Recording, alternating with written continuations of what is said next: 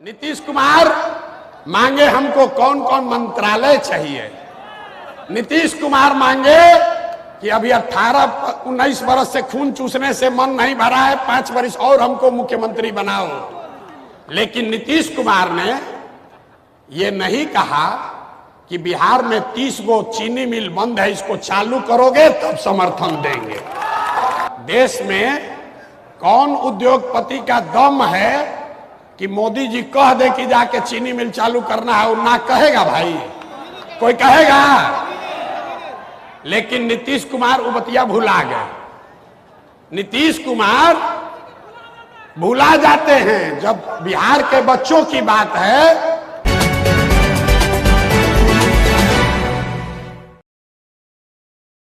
उसे सुना भी होगा, बिहार में ये जो व्यवस्था है इसमें पिछले 30 साल में, याद रखिए इसको, पिछले 30 साल में जितने लोग विधायक और सांसद एमएलसी बने हैं वो चाहे किसी भी दल से बना हो। आपको लगता है कि हम ये कांग्रेस को हटाए आरजेडी को लाए, आरजेडी को हराए जदयू को लाए, लेकिन अगर आप सभी सांसदों का, विधायकों का नाम एक जगह लिखिएगा तो आपको पता चलेगा कि पिछले 30 साल में सिर्फ और सिर्फ 1250 परिवार के लोग ही बिहार में सांसद विधायक बने हैं। तो जितने लोगों ने कहा है युवाओं की भागीदारी की बात, जनसुराज वही व्यवस्था बनाने का प्रयास है। सिर्फ युवाओं के लिए नहीं, ये राजनीति में आना आपके लिए इतना कठिन बना दिया गया है कि सामान्य परिवार का बच्चा ये सोच ही नहीं सकता है कि हम भी राजनीति में आएंगे। मैं आपको एक उदाहरण देके समझाता हूं। अभी आपके उप मुख्यमंत्री हैं सम्राट चौधरी। चलिए 2 गो हैं, एगो का नाम याद आया आपको। ये लोग का दुर्दशा देखिए कि लोगों को उप मुख्यमंत्री का नाम नहीं याद है, तो समझिए गंभीर बात है। सम्राट चौधरी जी आजकल भाजपा के नेता हैं। हम लोग, भाजपा दावा करती है देश में कि हम परिवारवाद वाले पार्टी नहीं है, लेकिन बिहार में उनका दुर्दशा देखिए। सम्राट चौधरी जी के बाबूजी हैं शकुनी चौधरी। जब कांग्रेस का इस राज्य में शासन था तो शकुनी चौधरी जी उस राज्य में विधायक और सांसद थे। जब लालू जी का राज आया तो उसमें भी शकुनी चौधरी जी विधायक मंत्री बने। फिर नीतीश जी का राज आया, उसमें भी शकुनी चौधरी जी विधायक मंत्री थे। फिर मांझी जी का राज आया, उसमें भी शकुनी चौधरी ही विधायक और मंत्री थे।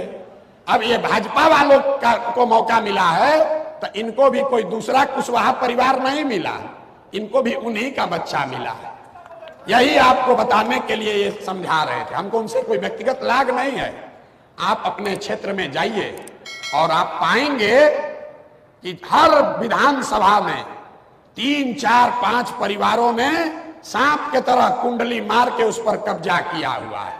दल कोई भी आए, जनता खिसियाती है, कहती है इस बार इनको हरा देंगे, इनको सबक सिखा देंगे, इस बार तो हम नीतीश को देंगे। तो पता चला कि इन्हीं का बाप भाई आके नीतीशों के पार्टी से जीत गया। फिर जनता कहती है नीतीश को हराएंगे, भाजपा को लाएंगे, तो उसको दिए तो भी पता चला कि इन्हीं का भाई बंधु भाजपा से भी जीत कर आ गया। तो यही बदलने की बात है कि बिहार में 13 करोड़ आबादी है, 3 करोड़ से ज्यादा परिवार हैं, लेकिन सांसद विधायक सिर्फ 1250 परिवार का आदमी ही बन रहा है। तो जनसुराज ने यह तय किया है कि इस चक्रव्यूह को भेदना है। जो आपके मन में डर बैठा दिया गया है कि भाई तुम तो राजनीति करिए नहीं सकते हो, तुम्हारे पास पैसा कहां है, संगठन कहां है, इसीलिए हमने ये व्यवस्था आपको शुरू में कहा। जनसुराज वो व्यवस्था है कि अगर आप में आत्मबल है, आप में वो शक्ति है, आप में वो चेतना है, नियत है, समाज के लिए कुछ करने का जज्बा है, तो पैसे का चिंता, व्यवस्था का चिंता वो सब छोड़िए और आकर जनसुराज में जुड़िए और अपने काबिलियत के हिसाब से अपना जगह पाइए। अब इसके बाद यहां मंच पर और कई लोग हैं। कल एक साथी आकर विधिवत तौर पर जुड़े हैं, लेकिन इनसे मेरा पुराना संबंध है। शिक्षकों के नेता रहे हैं और अभी सरकार ने जिन 2 लोगों को बर्खास्त किया है उसमें आप माननीय का भी नाम है। तो मैं इनसे आग्रह करूंगा कि अपना परिचय दें। शिक्षकों और शिक्षा और शिक्षकों की लड़ाई लड़ते रहे हैं। एक बार इनकी 2 मिनट बात हम लोग सुनते हैं।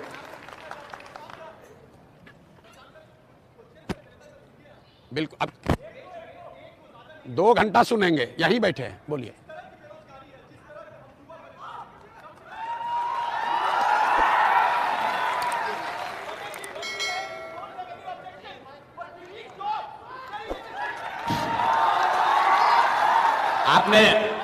आपने अंग्रेजी में बोला है we need job, west we need job. Prashant की सुनिए, अब सुन लिए सवाल, जवाब दे, अगर आपकी अनुमति हो तो जवाब दे। आपने कहा वी नीड जॉब, बेरोजगारी आज नहीं हुई है।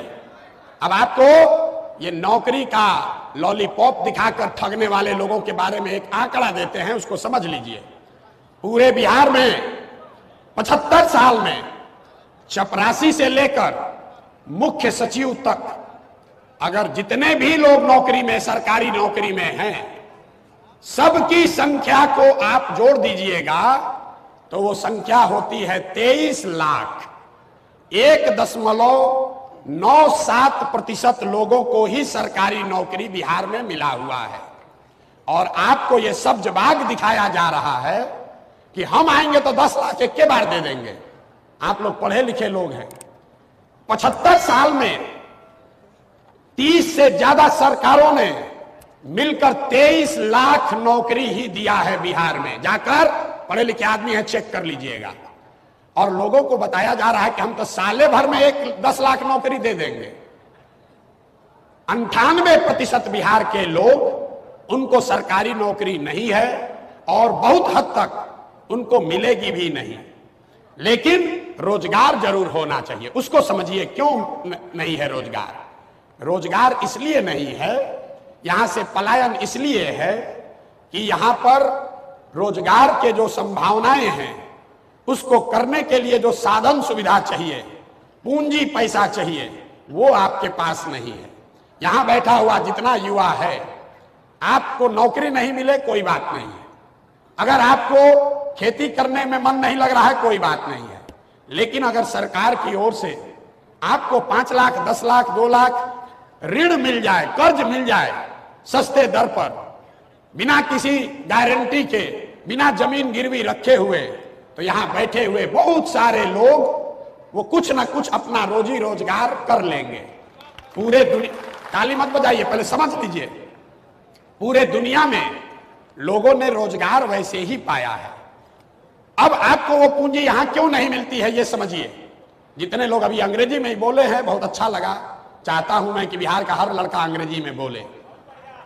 बिहार में एक आपको जानकारी दे रहे हैं, इसको भी याद रखिए। रिजर्व बैंक ऑफ इंडिया हर साल एक आंकड़ा जारी करता है पूंजी के संबंध में, जिसको कहते हैं क्रेडिट डिपॉजिट रेशियो।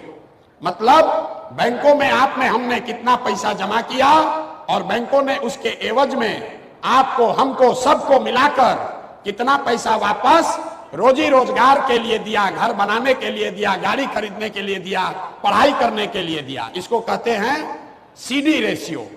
पूरे देश में सीडी रेशियो है 75% औसत। मतलब अगर सब लोग मिलकर बैंक में 100 रुपया जमा किए तो बैंकों ने 75 रुपया वापस दिया लोन के तौर पर, ताकि लोग रोजी रोजगार कर सकें। बिहार में 1990 से लेकर अभी तक सीडी रेशियो है 40%। नतीजा क्या हुआ? पिछले वर्ष पूरे बिहार की गरीब जनता ने बैंकों में जमा किया 4,61,000 करोड़ रुपया। 4,61,000 करोड़। अगर 75% पैसा आपको, हमको, समाज को ऋण के तौर पर मिलता काम करने के लिए, रोजगार के लिए, तो बिहार के लोगों को मिलता 2,80,000 करोड़ रुपया। लेकिन मिला कितना? 1,61,000। 1,61,000 करोड़। बाकी का पैसा कहां गया? बाकी का पैसा इन बैंकों ने बिहार से उन राज्यों में भेज दिया जहां उद्योग धंधे लग रहे हैं, जहां रोजगार हो रहा है। गुजरात में, कर्नाटक में, आंध्र प्रदेश में, तेलंगाना में, तमिलनाडु में, केरल में सीडी रेशियो 90 से ज्यादा है। मतलब वहां के लोग अगर 100 रुपया बैंक में जमा किए तो उनको 90 रुपया मिला रोजी रोजगार के लिए, और बिहार के गरीब लोग 100 रुपया जमा किए, आपको 40 रुपया मिला। इसका असर क्या है इसको समझिए। पिछले 30 वर्षों में बिहार के बैंकों ने बिहार से 26 लाख करोड़ रुपया, याद रखिए और लोगों से पूछिए, यहां के वित्त मंत्री को भी पता नहीं है, कोई पूछता ही नहीं है। 26 लाख करोड़ रुपया आपका हमारा ये पैसा दूसरे राज्यों में भेज दिया। आपको आदमी का पलायन दिखता है, हम आपको बता रहे हैं कि ये पलायन इसलिए है क्योंकि यहां से पूंजी और बुद्धि का पलायन है। पैसा जो है वो बाहर जा रहा है, जो पढ़ लिख कर बुद्धिमान है वो बाहर जा रहा है, तो जो बच गया लेबर, उसके पास तो कोई ऑप्शन ही नहीं है, विकल्प ही नहीं है, उसको बाहर जाना ही जाना है। कि हमको बड़ा रोजगार काहे नहीं मिल रहा? कैसे रोजगार मिलेगा? कैसे रोजगार मिलेगा? रोजगार तब मिलेगा जब रोजगार के लिए वोट दोगे। वोट दीजिएगा मंदिर बनाने के लिए, वोट दीजिएगा 4 किलो अनाज के लिए, वोट दीजिएगा लालू और नीतीश और मोदी को जिताने के लिए, वोट दीजिएगा बुलेट ट्रेन का वीडियो देखकर। तो विकास बुलेट ट्रेन गुजरात में चलेगा कि बिहार में चलेगा? ये बताइए। ये रोजगार का बात किए भाई साहब, बहुत अच्छा। सुनिए अंतिम बात, नीतीश कुमार, अभी सब लोग हम लोग जानते हैं दिल्ली में सरकार बिहार के सांसदों के सहयोग से चल रही है ना भाई? देखे ना आप लोग, मोदी जी के बगल में 2 बड़का नेता कौन बैठा था? एगो चंद्रबाबू नायडू, एक बैठे चंद्रबाबू नायडू और दूसरे बैठे, पूरा नाम उनका बोलिए, पूरा नाम बोलिए। तो हम लोग के माननीय मुख्यमंत्री जी, लोगों ने, मीडिया ने चलाया कि इस बार तो कमान नीतीश कुमार के हाथ में है। तो नीतीश कुमार क्या मांगे? अरे सुन तो लो भाई, नीतीश कुमार मांगे हमको कौन कौन मंत्रालय चाहिए। नीतीश कुमार मांगे कि अभी 18-19 बरस से खून चूसने से मन नहीं भरा है, 5 वर्ष और हमको मुख्यमंत्री बनाओ। लेकिन नीतीश कुमार ने यह नहीं कहा कि बिहार में 30 गो चीनी मिल बंद है, इसको चालू करोगे तब समर्थन देंगे। बोलना चाहिए था कि नहीं बोलना चाहिए? बताइए, बताइए, हाथ उठाकर होना चाहिए कि नहीं? बोलना चाहिए था कि नहीं चाहिए था? कैसे रोजगार होगा बताइए आप? 30 गो अगर चीनी मिल चालू हो जाएगा, 30 चीनी मिल अगर बिहार में चालू हो जाता तो रोजगार मिलता कि नहीं मिलता? और देश में कौन उद्योगपति का दम है कि मोदी जी कह दे कि जाके चीनी मिल चालू करना है, और ना कहेगा भाई? कोई कहेगा? लेकिन नीतीश कुमार उपतिया भुला गए।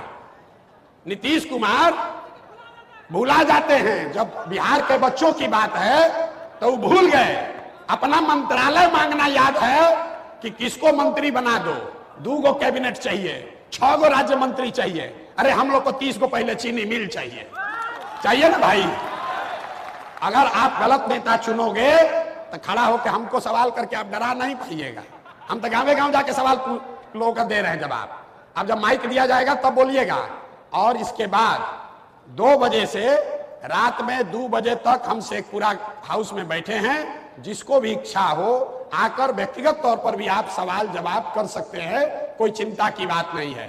जन सुराज का, रोजगार पर अंतिम बात, जन सुराज का मंत्र है कि 15 साल से कम उम्र के हर बच्चे को पढ़ाई की अच्छी व्यवस्था कर दी जाए ताकि बेरोजगारों की संख्या में इजाफा ना हो। और 15 साल से 45 साल के उम्र के लोगों को अब पढ़ाने का फायदा नहीं है। अब क्या पढ़िएगा? अब तो जो पढ़ना था पढ़ लिए। 15 से 45 साल के उम्र के बच्चों को रोजगार अगर देना है तो यहां पर पूंजी की व्यवस्था उन लोगों के लिए करनी होगी। घर घर अगर पूंजी की व्यवस्था होगी तो यहाँ का युवा इतना काबिल है, उसमें वो क्षमता है, यहाँ की माताएं बहनें वो काम कर सकती हैं। उनको साधन व्यवस्था दे दिया जाए तो सब लोग कुछ ना कुछ कर सकता है। कुछ नहीं करेगा, 4 गो गाय भैंस तो सब पाल लेगा, मुर्गा फार्म सब खोल लेगा। गुजरात में 1970 के जमाने में सबसे पहले ग्रामीण क्षेत्र में पैसा तब आया जब अमूल खुला और घर घर से 15 लीटर 20 लीटर लोग दूध बेचना शुरू किया। बिहार में वो सुविधा नहीं है। यहाँ रोजी रोजगार करने की सुविधा नहीं है। दुनिया में जितने बड़े देश हैं स्कैंडिनेवियन कंट्री, अमेरिका इंग्लैंड से भी जो ज्यादा धनी देश है, डेनमार्क, स्वीडन, नॉर्वे, जो ये देश है जिनको स्कैंडिनेवियन कंट्री कहते हैं, यहां पर सबसे ज्यादा प्रोस्पेरिटी है, सबसे ज्यादा खुशहाली है, सबसे ज्यादा पैसा है। वहां पर कोई बड़ा उद्योग नहीं है, वहां कोई खनिज संपदा नहीं है, वहां कोई आईटी का बहुत बड़ा कंपनी का नाम आप नहीं सुने होंगे। नॉर्वे का कोई कंपनी का नाम यहां कोई सुना है? एगो टेलीनॉर आया था, उसको विदेश में यहां लूट के भगा दिया। लेकिन वहां लोग पैसे वाले कैसे हैं? क्योंकि उनको अच्छी शिक्षा है, और शिक्षा के बाद हर घर में करने के लिए कुछ ना कुछ रोजी रोजगार है। तो नौकरी आप करना चाहते हैं कीजिए, लेकिन नौकरी से, सरकारी नौकरी से बिहार में बेरोजगारी खत्म नहीं हो सकती है। इस भ्रम में मत पलिए। जो लोग आपको ये बता रहे हैं वो अब वोट लेकर फिर से अपना जीवन, अपने लिए नौकरी खोज रहे हैं, आपको नौकरी नहीं दे। बहुत